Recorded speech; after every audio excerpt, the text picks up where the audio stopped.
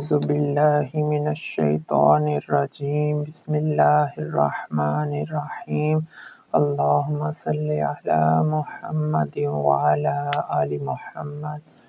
अस्सलाम वालेकुम बच्चों, कैसे हैं आप सब? उम्मीद करता हूँ आप सब खैरियत से होंगे। आज की इस वीडियो में हम एक्सरसाइज 1.3 क्वेश्चन नंबर 4 और 5 करेंगे। क्वेश्चन नंबर 4 है if z is equals to 4 minus 3 iota then verify that। हमें z की वैल्यू गिवन है, हमने ये सब प्रूव करके देने हैं। सबसे पहले z मॉडुलस फाइंड करना है।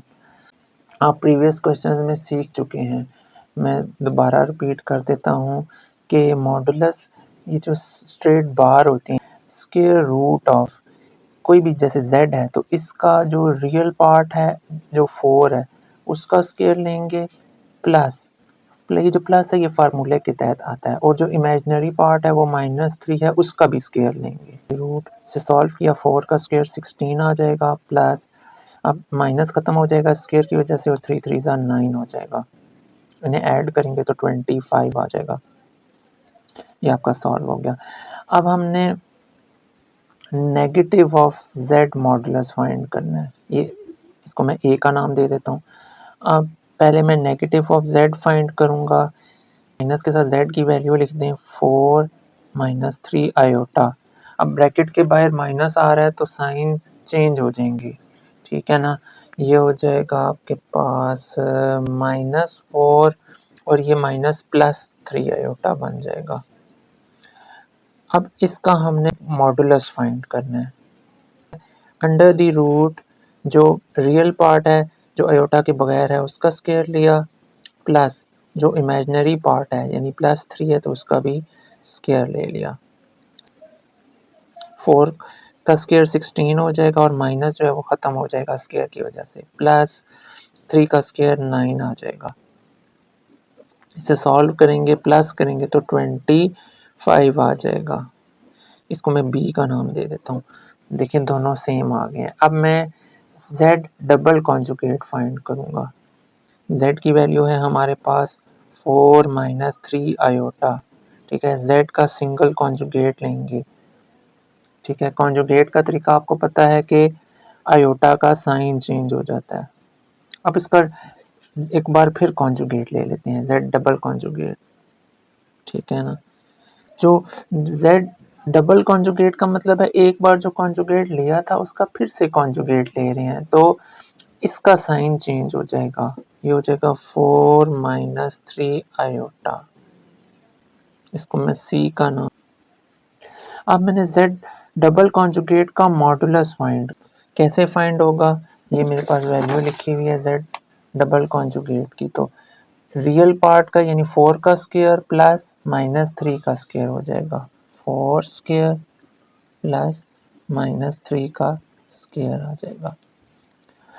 अब इसको सॉल्व करेंगे, 4 का स्क्वायर 16 आ जाएगा, प्लस और ये माइनस इस स्क्वायर की वजह से ख़त्म हो जाएगा और 3 का स्क्वायर 9 आ जाएगा। इन्हें ऐड किया तो 25 आ गया।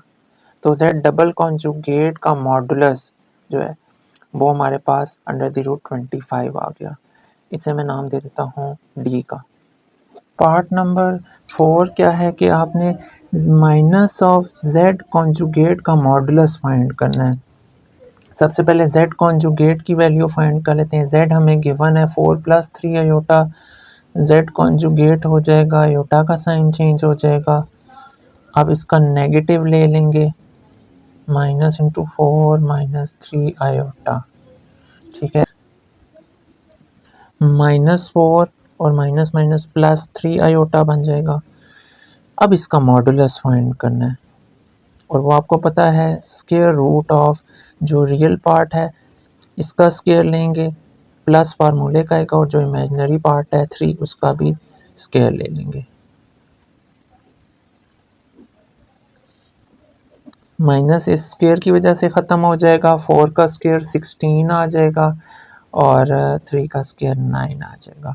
अब इनको ऐड किया 25 आ जाएगा। इसको मैं नाम दे देता हूँ ई का। तो बच्चों E D equation number A और इक्वेशन नंबर बी को देख लें, इन सब में सेम आंसर आ रहा है और यही हमने प्रूव करना था। ठीक है, क्वेश्चन में हमने ये प्रूव करना था। इक्वेशन नंबर ए में z मॉडुलस फाइंड किया is equals to negative of z modulus, उसे मैंने b का नाम दिया। z डबल कॉन्जुगेट का मॉडुलस, उसे मैंने d का नाम दिया। और नेगेटिव ऑफ z कॉन्जुगेट का मॉडुलस को मैंने e का नाम दिया। और वो चारों आंसर अंडर द रूट 25 आए हैं। तो मैंने मेंशन कर दिया using a, b, d and e। इन चार इक्वेशंस को देखें तो ये चारों इक्वल हैं। तो ये क्वेश्चन नंबर 4 सॉल्व हो गया। क्वेश्चन नंबर 5 पे आ जाते हैं। इफ़ z1 की वैल्यू गिवन है, z2 की वैल्यू गिवन है। अब हमने इवेलुएट करना है कि real part of z1 z2, यानी इनके दरमियान कोई साइन नहीं है, मतलब हमने इन्हें मल्टीप्लाई कराना है। और इमेजिनरी ऑफ z1 और z2, पहले हमें z1 z2 इसकी वैल्यू फाइंड करनी है। z1 की वैल्यू हमें गिवन है 2 + 3 आयोटा और z2 की वैल्यू हमें गिवन है -1 + आयोटा। इन्हें हम मल्टीप्लाई करेंगे। मल्टीप्लिकेशन का रूल हमें पता है कि पहले 2 लिखकर ये पूरी ब्रैकेट लिख देंगे, फिर उसके बाद +3 आयोटा लिखकर ये पूरी ब्रैकेट लिख देंगे। ओके, अब 2 इन दोनों के साथ मल्टीप्लाई होगा, -2 + 2 आयोटा। अब 3 आयोटा इन दोनों के साथ मल्टीप्लाई होगा तो -3 आयोटा। और क्योंकि बाहर प्लस है तो साइन चेंज नहीं होंगे। 3 आयोटा 1 से हुआ, अब 3 आयोटा को आयोटा से करेंगे तो आयोटा और आयोटा मिलके 3 आयोटा स्क्वायर बन जाएगा। -2 इसी तरह से लिखा। ये लाइक टर्म्स हैं, इमेजिनरी टर्म्स हैं, इन्हें सॉल्व करते हैं। प्लस माइनस माइनस होता है, 3 में से 2 को माइनस करेंगे तो 1 आयोटा, उसको खाली आयोटा लिख देंगे और ग्रेटर वैल्यू का साइन लगेगा। ठीक है, माइनस लग गया। +3 और आयोटा स्क्वायर की वैल्यू पुट कर दी है -1।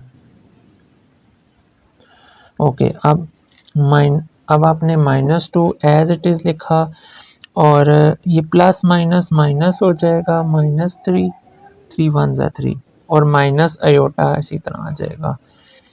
अब ये लाइक टर्म्स हैं, इन्हें सॉल्व करेंगे तो माइनस माइनस प्लस 5 हो जाएगा, ग्रेटर वैल्यू का साइन लगेगा।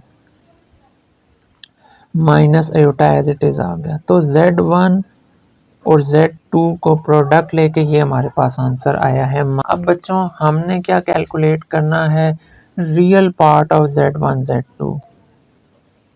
इसको मैं नाम दे देता हूँ 1 का, real part of z1 z2। ये बच्चों आपको पता है जो आयोटा के बगैर पार्ट होता है उसे हम रियल पार्ट कहते हैं। तो यहाँ पर -5 इसका आंसर आ गया। अब नेक्स्ट क्या है, इमेजिनरी ऑफ z1 z2। ये क्या होता है, जो आयोटा के साथ लिखा होता है। आयोटा के साथ -1 है, कुछ भी नहीं है तो 1 है और माइनस का साइन भी है। तो ये इस क्वेश्चन 5 का फाइनल आंसर आ गया।